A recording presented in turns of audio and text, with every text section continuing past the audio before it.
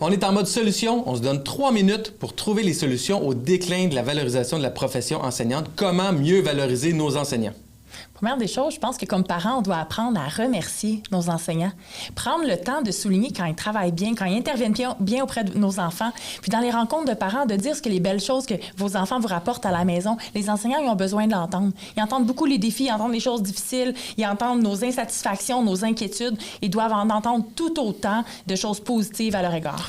Moi, je pense que pour valoriser la profession, il faut aussi mieux l'encadrer. Actuellement, au Québec, tout passe par les relations patronales syndicales. Le syndicat va définir la tâche, l'employeur, l'État va définir la tâche, mais la réalité, c'est que je pense que ça prend un ordre professionnel. L'ordre professionnel va mettre des balises sur la profession, en faire une réelle profession, au sens légal du terme, protéger le public, puis encadrer la profession pour rehausser le niveau. Et là, il va y avoir une plus grande valorisation.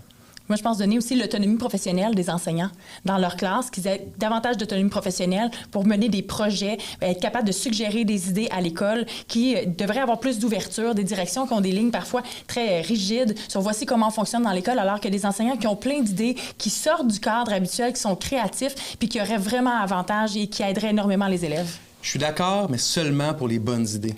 Non, mais oui. C'est vrai, parce que si tu es incompétent, tu as beau vouloir faire n'importe quoi ne marche pas. Il y a des bonnes approches, puis il y en a des moins bonnes. Je suis pour l'autonomie, mais encadrée par les bonnes approches. Ou à tout le moins des approches qui pourraient être bonnes, qu'on n'a pas déjà prouvé que ça nuisait aux enfants. Mais en fait, dans les espaces cliniques, on a des moments de co-développement où on va aller partager nos inquiétudes, on va aller partager nos défis, puis on va co-construire ensemble. Ces espaces de co-construction-là devraient avoir lieu dans les écoles aussi.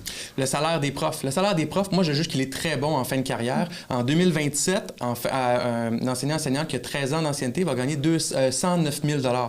C'est beaucoup d'argent, c'est suffisant. Mais en début de carrière, ça commence autour de 50. Et là, probablement qu'on pourrait amener ça à 70 75 000 $ pour bien débuter dans la profession. Puis montrer à quel point c'est important parce que ces enseignants et enseignantes-là ont souvent les classes les plus difficiles. Donc, la job n'est pas plus facile en début de carrière. Moi, dernier point, qu'on leur dégage du temps aussi pour leur planification, pour les travaux administratifs qu'ils doivent faire. Ça prend du temps, puis on prend pour acquis qu'ils sont capables de le faire sur leur temps. Et beaucoup d'enseignants doivent travailler de la maison et la fin de semaine, et on ne souligne pas ce temps-là qu'ils donnent de leur temps ou même qu'ils investissent de leur propre argent pour offrir aux élèves ce dont ils ont besoin pour performer à l'école. Vous en pensez quoi? Qu'est-ce que vous faites ou qu'est-ce que vous feriez pour améliorer la valorisation de la profession? On veut vous entendre.